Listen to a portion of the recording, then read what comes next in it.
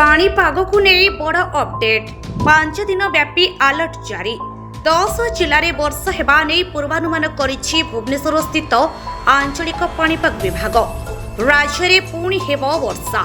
ଆଜିଠାରୁ ପାଗ ବଦଳିବା ନେଇ ପାଣିପାଗ ବିଭାଗ ଆକଳନ। 10 ଜିଲ୍ଲାରେ କାଳବୈଶାଖୀ ସମ୍ଭାବନା। ପରବର୍ତ୍ତୀ 24 ଘଣ୍ଟା 11 ଜିଲ୍ଲାକୁ ୟେଲୋ ଆଲର୍ଟ। ତାତିରେ ପୁଣି ବ୍ରେକ୍ ଲାଗିବ। ଆଜିଠାରୁ ପୁଣି ପାଗରେ ପରିବର୍ତ୍ତନ ହୋଇପାରେ। 10ଟି ଜିଲ୍ଲାରେ କାଳବୈଶାଖୀ ପ୍ରଭାବ ଦେଖିବାକୁ ମିଳିପାରେ ବୋଲି ପାଣିପାଗ ବିଭାଗ ଅନୁମାନ କରିଛି। ଆଉ ତା ପରବର୍ତ୍ତୀ 11 ଜିଲ୍ଲାରେ ବର୍ଷା ନେଇ ୟେଲୋ ଆଲର୍ଟ ଜାରି କରାଯାଇଛି। ପୁଣି ରାଜ୍ୟରେ ହେବ ବର୍ଷା। କାଳବୈଶାଖୀ ବର୍ଷାରେ ଭିଜିବ ଉପକୂଳରୁ ଉପାନ୍ତ।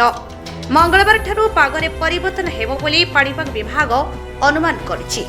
ଭୁବନେଶ୍ୱର ଆଞ୍ଚଳିକ ପାଣିପାଗ ବିଜ୍ଞାନ କେନ୍ଦ୍ର ନିର୍ଦ୍ଦେଶିକା ମନୋରମା ମହାନ୍ତି କହିଛନ୍ତି, ଏଥର କାଳବୈଶାଖୀ ବର୍ଷାରେ ଅଧିକ ପ୍ରଭାବିତ ହେବ ଦକ୍ଷିଣ ଓଡ଼ିଶା। ଆସନ୍ତା 24 ଘଣ୍ଟାରେ 10ଟି ଜିଲ୍ଲାରେ କାଳବୈଶାଖୀର ପ୍ରଭାବ ଅନୁଭୂତ ହୋଇପାରେ।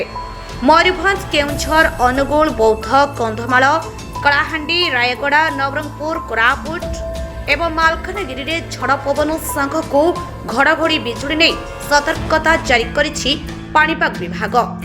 ମଙ୍ଗଳବାର ପାଇଁ ଆଭ୍ୟନ୍ତରୀଣ ଓ ଦକ୍ଷିଣ ଓଡ଼ିଶାର 11 ଜିଲ୍ଲାକୁ ୟେଲୋ ଆଲର୍ଟ ଜାରି କରିଛି ପାଣିପାଗ ବିଭାଗ। ବଙ୍ଗୋପସାଗରରୁ ଜଳୀୟ ବାଷ୍ପ ରାଜ୍ୟକୁ ପ୍ରବେଶ କରିବା ଏବଂ ବାୟୁ ଚଳନରେ ପରିବର୍ତ୍ତନ ହେବା ଯୋଗୁଁ କାଳବୈଶାଖୀ ଜନିତ ବର୍ଷାର ସମ୍ଭାବନା ରହିଥିବା ଆଞ୍ଚଳିକ ପାଣିପାଗ ବିଜ୍ଞାନ କେନ୍ଦ୍ର ନିର୍ଦ୍ଦେଶିକା କହିଛନ୍ତି। ଗତ କିଛି ଦିନ ହେବ ତାପମାତ୍ରା ବଢ଼ିବା ସହ ପଶ୍ଚିମ ଓଡ଼ିଶାରେ ହିଟ୍ ୱେଭ୍ ଅନୁଭୂତ ହୋଇଛି। ରବିବାର 11ଟି ସହରର ତାପମାତ୍ରା 40 ଡିଗ୍ରୀ ଉପରେ ରହିଥିଲା। ପାଣିପାଗ ବିଜ୍ଞାନୀ ଅନୁମାନ କରିଛି ଯେ ସୋମବାର ଠାରୁ ଆଉ ତାପମାତ୍ରା ବୃଦ୍ଧି ପାଇବ ନାହିଁ। ଦିନ ଓ ରାତ୍ରି ତାପମାତ୍ରା ଅପରିବର୍ତ୍ତିତ ରହିବ। ଯେଉଁ ଅଞ୍ଚଳରେ କାଳବୈଶାଖୀ ବର୍ଷା ହେବ ସେହି ସ୍ଥାନରେ ତାପମାତ୍ରା କମିବା ସହ ପାଗ ଥଣ୍ଡା ରହିବ। ବାକି ଅନ୍ୟ ସ୍ଥାନରେ ପାଗ ଥଣ୍ଡା ନହେଲେ ମଧ୍ୟ ତାପମାତ୍ରା କମ୍ ରହିବ। 5 ଦିନ ପରେ ପୁଣି ତାପମାତ୍ରା କ୍ରମଶଃ ବୃଦ୍ଧି ପାଇବାର ସମ୍ଭାବନା ରହିଛି। ଏପ୍ରିଲ ଓ ମେ ମାସରେ ପ୍ରବଳ ଖରା ସାଙ୍ଗକୁ ହିଟ୍ ୱେଭ୍ ଅବଧି ଅଧିକ ଦିନ ରହିପାରେ। କିନ୍ତୁ ତା ଭିତରେ ବି ମଝିରେ ମଝିରେ କାଳବୈଶାଖୀ ବର୍ଷା ତାପମାତ୍ରା ହ୍ରାସ କରିବାରେ ସହାୟକ ହେବ। ବ୍ୟୁରୋ ରିପୋର୍ଟ, ଓଡିଶ୍ରୀ ଖବର।